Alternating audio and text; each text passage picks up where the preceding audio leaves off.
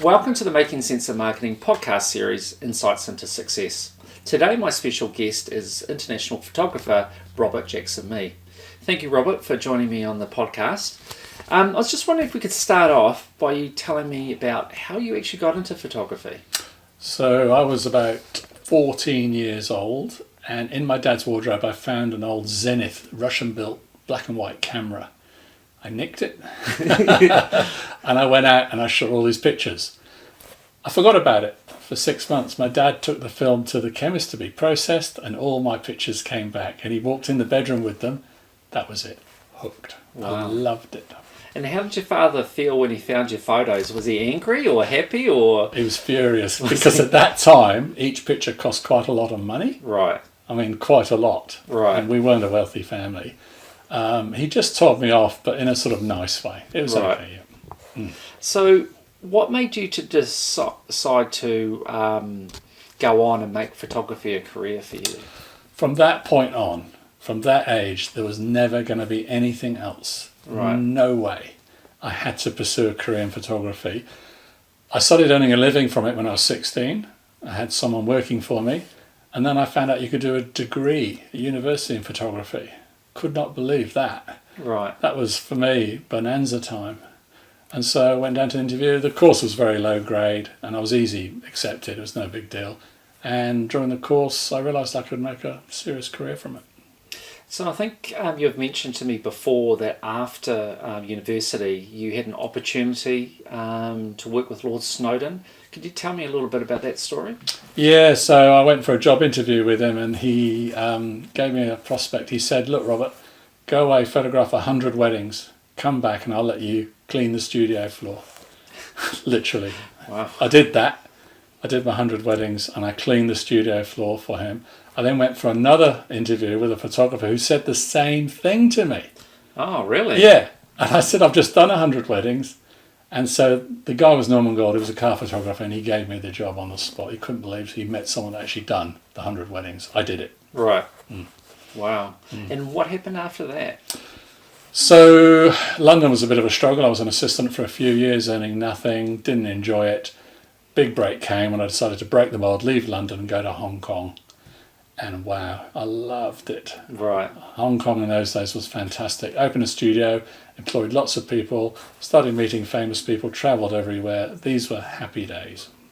So that was the key, do you think? By going out and going to Hong Kong? Definitely. That was what really gave you Definitely. your big opportunity. Breaking the mould from London. Right. Not following the same trodden path that everyone I knew was doing. That was the key. Hong Kong was the key. Getting out, finding something where I was happier. So what was happening in Hong Kong at that time? Why did that work out so well? I don't really know. Everything fell into place. Got off the aeroplane, found a studio, phone rang within a week. I loved them, they loved me. I loved the vibe. I worked all night, all day. Yeah. The two, Hong Kong and Robert, just worked. It's a marriage in heaven. It really was great. So you ended up with quite a few staff working with you? Yep. So probably at the peak, probably about 10 people in all. That was not pleasurable. There was 10 mouths to feed every month. I didn't enjoy it. Right, it's quite stressful. Yeah, cut it back down to 3. 3 was perfect. Then I was happy. Yep. So basically, you decided to go to Hong Kong because you felt that you were trapped in the rat race in London, and there was so much competition there, and you really were going to struggle to sort of stand out from the crowd. So you needed to... No, let's put that right. So the competition in Hong Kong was way more fierce than London. Oh, okay. So what was the difference then? Yeah, so London I could see the future. Right. It was a trodden path, trodden by everyone before me. Everyone behind me was going to do it. It was a trodden path. Right. I didn't want that. Right. So you wanted to experience something different. Definitely. Right. And I wound up going to China 30 or 40 times. I met lots of famous people, did lots of diverse work. Hong Kong was the key, 100%. Right. So tell me a little bit about the sort of projects that you've done and clients and that you've photographed over the years. So a very strange thing happened. In Hong Kong, I did photograph a few famous people. Michael Jackson was one of them, and we got on really well. He was in those days sponsored by Pepsi, and I was very natural with him. And he made a comment about that, and his manager put me in his little black book. And that black book lasted for about the next 30 years. Wow. So I never told anyone that I'd met Michael Jackson. I never told anyone that I'd photographed him. And I think that goes down quite well in that industry. Just keep things quiet. Just travel work. It was just diverse. It was fantastic. So what other famous people have you photographed over the years? I know there's a few. Yeah, so I photographed Bill Clinton. I got on really well with him. I photographed, just so many. I can't even remember them all, to be honest with you. But at the top, right down to, the bottom of the spectrum, I've met them all. And in terms of sportsmen, you've photographed a few of those too? Yeah, so when I got to New Zealand, I did Jonah Lomo's book, his front cover for him. I did Stephen Fleming's book cover. Yeah. And Jonah and his sort of humility and humbleness was what took me. He was really ill when I photographed him, really ill. Right. But he remained professional. Stephen Fleming, professional. Just really great people. Fantastic people, in fact. And aside from individuals, you've also done some interesting projects in terms of products and that too, haven't you? Yeah, so I photographed diamonds. Wow, okay. Yeah, big diamonds. Sultan of Brunei used me for a number of years for his private collection. Yeah. And that requires a specialised 58 facets on a lot of diamonds, all need lighting. I got really good at that and really enjoyed it, actually. Right. Is there any project that you've done that kind of stands out that was a bit different, a bit sort of quirky, that was outside the norm? Underwater. Okay. Underwater, an entire set underwater, the whole thing. The idea was we were going to invert the image. It's a bit hard to explain. Before Photoshop, you had to do it for real. Right. Took 3 weeks. The whole set underwater. We lived underwater in a massive pool. It was amazing. Wow.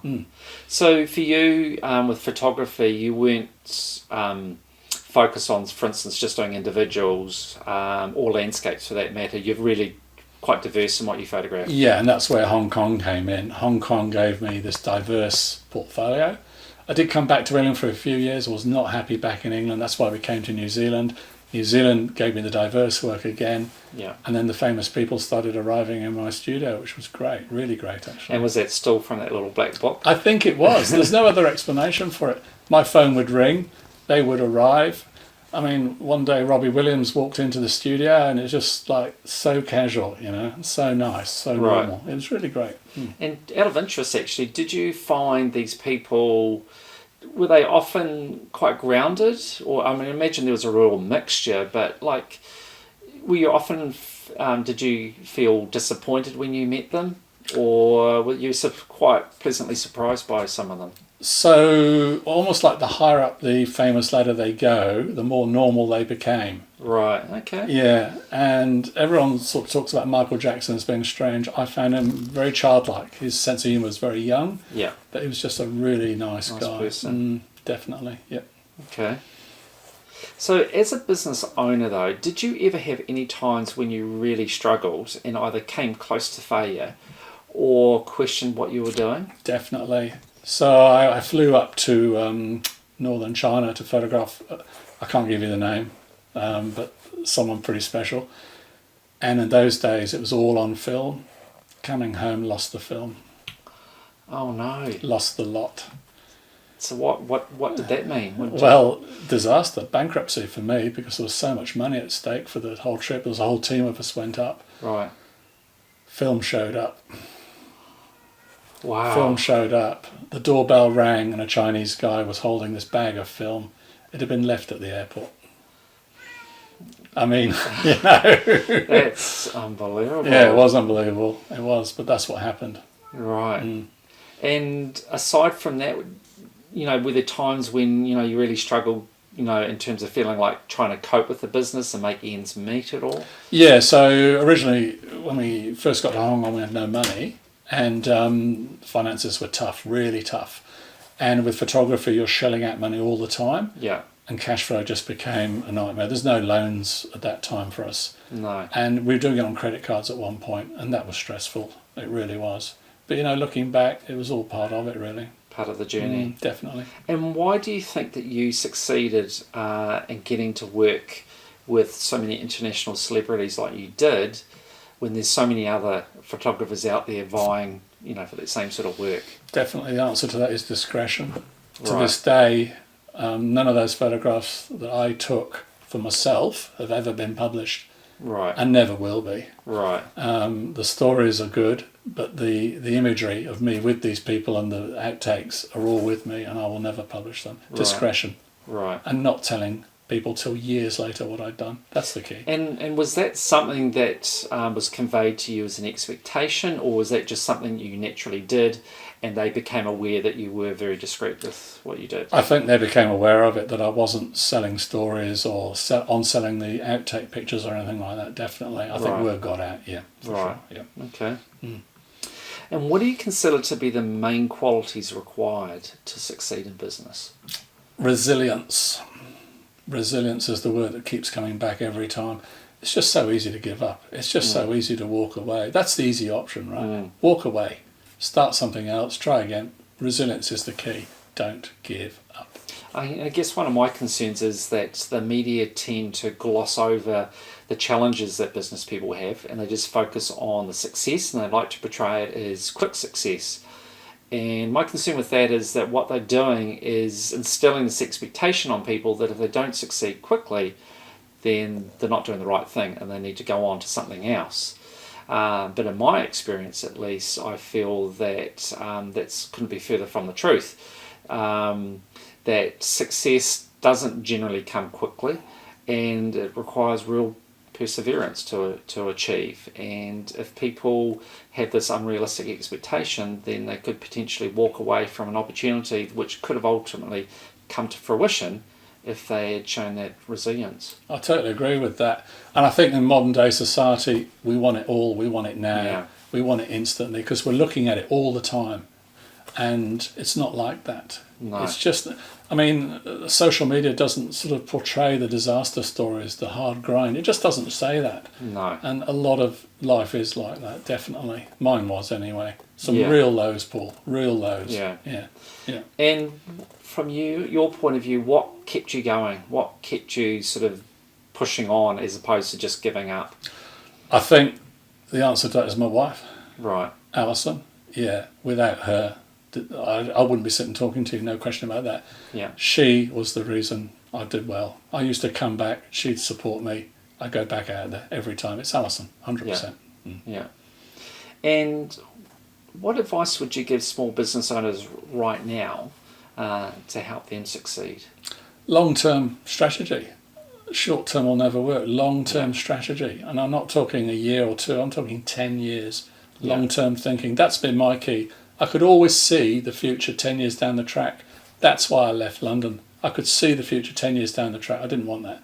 Right. Short-term goal, short-term anything is never going to be a good policy. No way. Long-term. Look for the long-term. And tell me, though, with that, though, because it seems like so many things are changing constantly, is part of that long-term strategy, though, being able to adapt, to pivot as required, is part of that, do you think? Yeah, I mean, the saying evolve or die has been my story. Right. I was the first photographer in New Zealand to go 100% digital, walk away from film. I'm trained in film. Wow. That's my degree. And I walked away from it at a very, very early stage. And I've actually got a letter from the Kodak rep, who's dead, by the way, who said, film will always rule. It's basically digital will come and go. I've got that letter from him. Wow. And I could see what was going to happen. Evolve or die. Change. Move with it. So, because I think that's a really important message too, is you have your long-term goals, but you've got to be prepared to evolve through that time to achieve, because things do change. Oh, definitely. I have a very strong memory of giving up film. The cameras we use are big plate cameras. Yeah. Very specialised bits of kit made in Switzerland. I had to just put it in the bin. It was worthless, and I went digital, and it was like starting all over again, And what was the key motivating factor for you doing that? What made you go, right, I need to go to digital now? I just didn't want to be a piece of dead wood bitching about digital and how it's ruining everything. I just didn't want to be one of those guys. I just didn't. Digital was fantastic. I embraced it right from the beginning. To put things in perspective, I spent $68,000 on a 1.8 megapixel camera. Oh, wow. Yeah, so that was a big move for me. Wow. Huge move. Yeah. That was a huge commitment. But obviously you really could see where it was all going, and you just didn't want to be left behind. Absolutely right. Yeah. Yep. Amazing. All right. Well, thank you so much, Robert. I think your journey in success provides real inspiration for us all. So thank you for that. That's been a pleasure, Paul. And that's it for today's Insights into Success.